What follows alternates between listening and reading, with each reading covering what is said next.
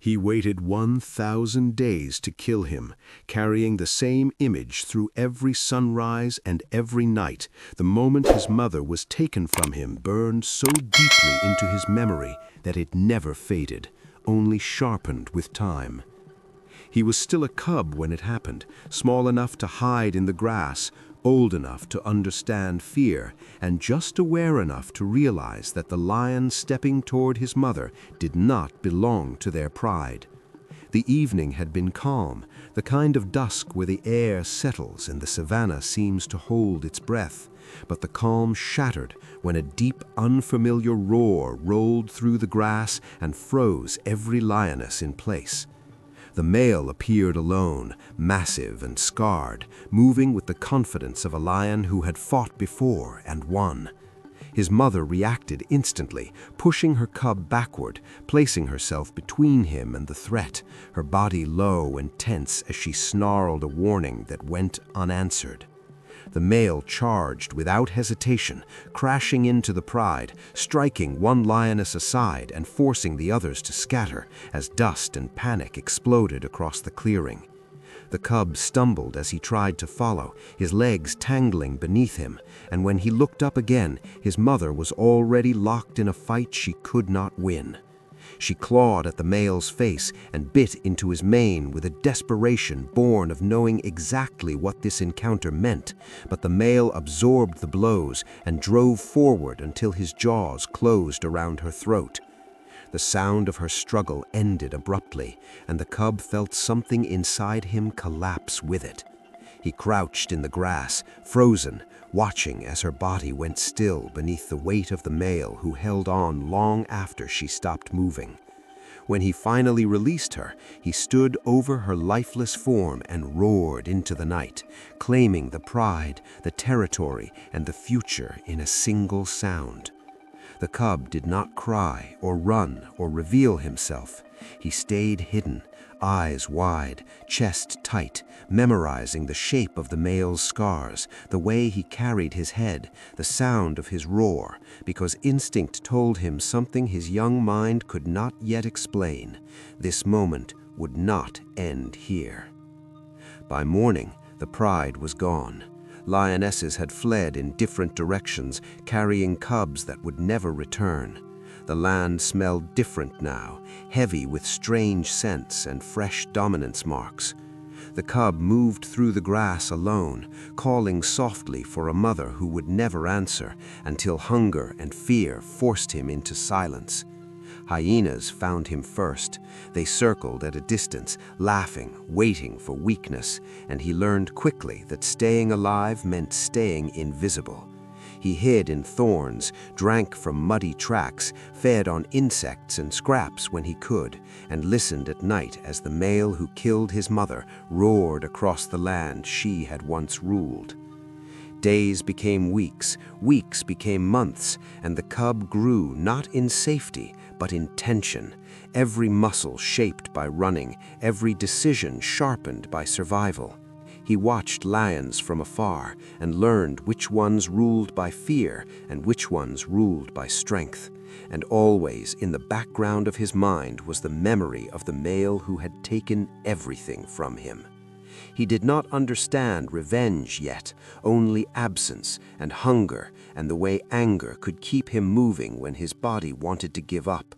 But as seasons passed and his frame lengthened and his confidence grew, that anger found direction. The scars of the night he lost his mother did not fade. They organized themselves into something colder and more precise. By the time he was forced into exile, driven away by dominant males who sensed his growing strength, he was no longer a frightened cub hiding in the grass. He was a young male learning the rules of a world that had taught him its cruelty early. And somewhere beneath his rising mane and hardening muscles, the memory of that night waited patiently. The male who killed his mother believed the past was buried, but the past was growing teeth. Exile did not come with a warning. It arrived the same way everything else in his life had arrived since the night his mother died, suddenly and without mercy. By the time his mane began to darken and his shoulders widened, the dominant males of neighboring territories no longer tolerated his presence, sensing the danger in a young lion who moved too confidently for someone with no pride behind him. The first chase nearly killed him. He had wandered too close to a marked boundary when a dominant male burst from cover and drove him across open ground, roaring with the authority of a ruler defending his land. The young lion ran until his lungs burned and his legs trembled, finally collapsing beneath a stand of acacias where the older male stopped short, satisfied that the message had been delivered. Do not return, do not challenge, do not exist here. From that day on, he became a ghost between territories, moving through places no lion wanted to stay for long. Dry riverbeds, rocky outcrops, burned grasslands where prey was scarce and danger constant. Hunger became a familiar companion, shaping his days and sharpening his instincts. He learned to steal kills from jackals and risk his life harassing hyenas that outnumbered him 3-to-1, darting in and out just long enough to snatch a few mouthfuls before retreating into cover. Every scar he earned carried a lesson. Every failure taught him restraint. Every night spent alone beneath the stars carved patience into his bones. It was during this time that he began to realize something unsettling about himself. While other nomads drifted, chasing opportunity or fleeing threats, his movements always curved in the same direction. No matter how far he traveled, no matter how many territories he skirted, his path slowly bent back toward the land where his mother had died. He did not force it. He did not plan it. The pull was constant and quiet, like gravity. The memory of the male who killed her did not fade with distance. Instead, it became sharper, more detailed. He remembered the way the lion's mane hung unevenly along his neck, the pale scar running from shoulder to chest, the deep, deliberate rhythm of his roar. These details surfaced uninvited while he stalked prey, while he drank, while he rested, and sometimes he would wake suddenly from sleep with his muscles tense, heart racing, his body preparing for a fight that was still years away. He was not alone forever. At a shrinking waterhole late one dry season, he encountered another young male, equally scarred, equally thin, equally unwilling to retreat. They circled each other cautiously, growls low, neither wanting a fight they could not afford. Instead of attacking, the other male stopped, turned his head slightly, and drank. It was a gamble, but one born of desperation rather than trust. The truce held.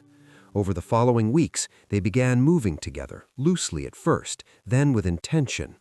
2 lions meant better hunting success and fewer hyena challenges. 2 roars carried farther than 1. 2 sets of eyes meant fewer surprises. They learned each other's rhythms, strengths, and limits, and slowly, without ceremony, a coalition formed. But while his partner hunted for survival and opportunity, he hunted for something else entirely.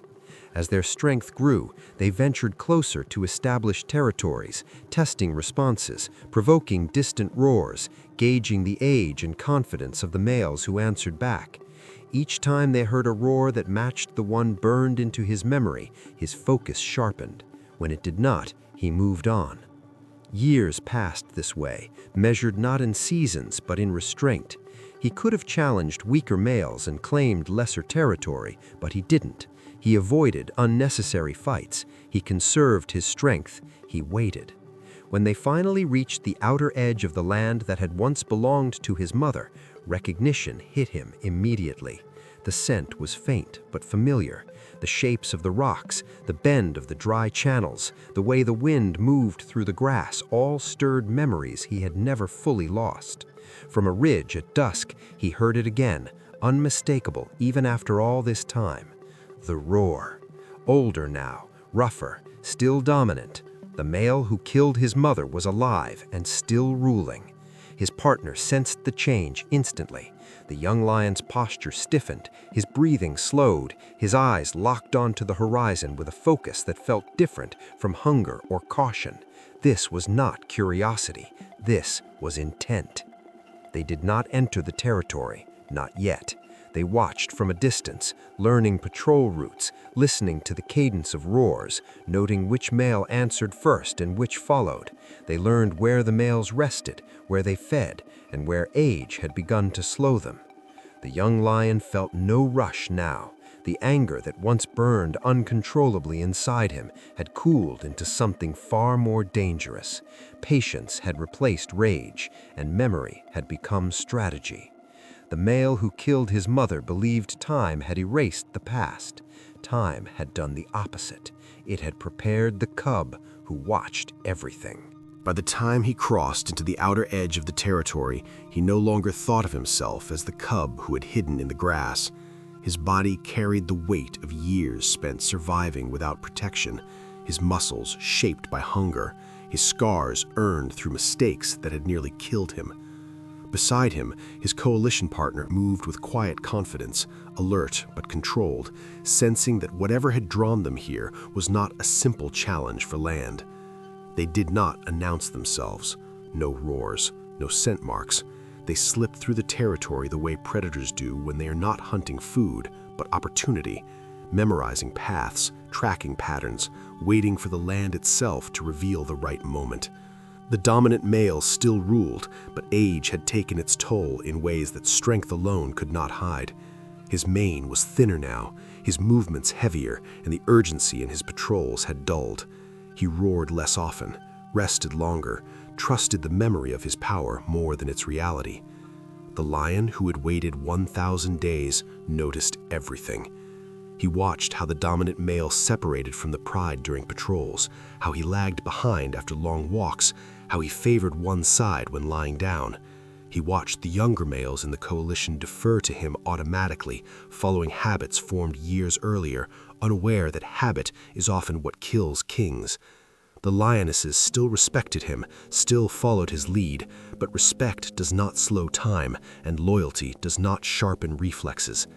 Night after night, the young male lay hidden in the grass, listening to the dominant roar echo across the plains, feeling it vibrate through his chest, remembering the exact way that same sound had once ended his mother's life. The anger was still there, but it no longer demanded action. It demanded precision. The first opening came unexpectedly.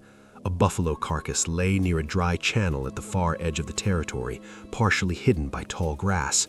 The dominant male arrived late, limping slightly, the rest of the pride already feeding.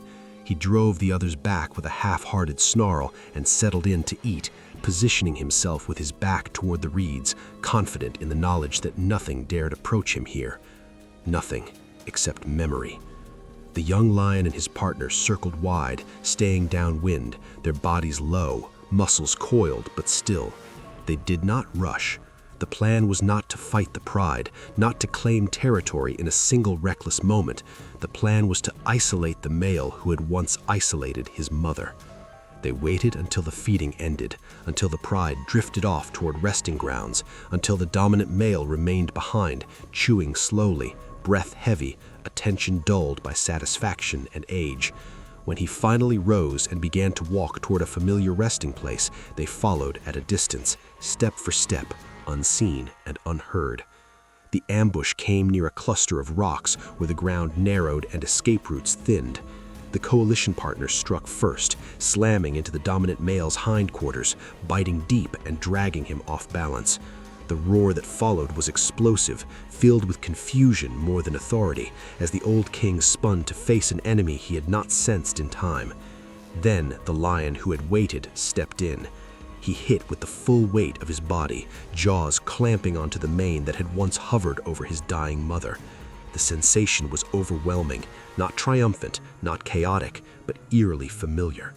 The dominant male fought back hard, his instincts flaring to life, claws tearing, teeth snapping, power surging from a lifetime of battles. They crashed into the rocks, rolled through dust and blood, muscles straining against muscles, past and present colliding violently. The young lion did not hesitate. He did not roar. He did not waste energy. He fought exactly the way he had watched his mother fight and exactly the way he had watched her lose. When the dominant male tried to rise, he dragged him back down. When the male twisted, he shifted his grip. When the older lion attempted to bite for the throat, he anticipated the movement and countered, driving his weight forward, forcing the fight into a position the older male could not recover from. The coalition partner returned to the attack, biting into the dominant male's flank, pulling him sideways, breaking what little coordination remained. The dominant male's strength faltered, not all at once, but in fragments. A missed streak, a delayed reaction, a stumble that came half a second too late. That half second was enough. The young lion adjusted his jaws and crushed down, ending the struggle the same way it had begun years earlier, with teeth closing around a throat and breath leaving a body that had ruled too long to imagine this ending. The dominant male went still beneath him, eyes open, mane darkened with blood and dust. The land was silent. The young lion stepped back slowly, chest heaving, every muscle vibrating with exhaustion and something heavier than relief. This was not joy, this was closure. The image that had haunted him for 1,000 days finally loosened its grip, replaced by the reality of a body that would never roar again. The coalition did not celebrate, they did not roar into the night. They vanished into cover as the rest of the pride returned, confusion spreading through the lionesses as they discovered their fallen leader. The territory did not change hands immediately. It never does. Power in the wild shifts slowly, violently, and without ceremony. Over the following weeks, the young lion and his partner harassed the remaining males relentlessly, stealing kills, roaring back from close range, forcing confrontations they could no longer win decisively. One by one, the rivals retreated, choosing survival over pride, leaving behind a land that no longer answered their calls. When the young lion finally roared from the ridge overlooking the territory, the sound was different from the one that had haunted his childhood. It carried strength, certainty, and a future that no longer belonged to the past. The lionesses listened. Some approached, others waited. The wild always watches before it commits. He walked the land slowly after that, not as a conqueror intoxicated by victory, but as a survivor closing a chapter. He passed the places where he had hidden as a cub, the paths his mother had once taken, the clearing where her scent had faded long ago. The land did not remember her the way he did, but it did not need to. Memory had done its work. He had waited 1,000 days to kill the male who took his mother.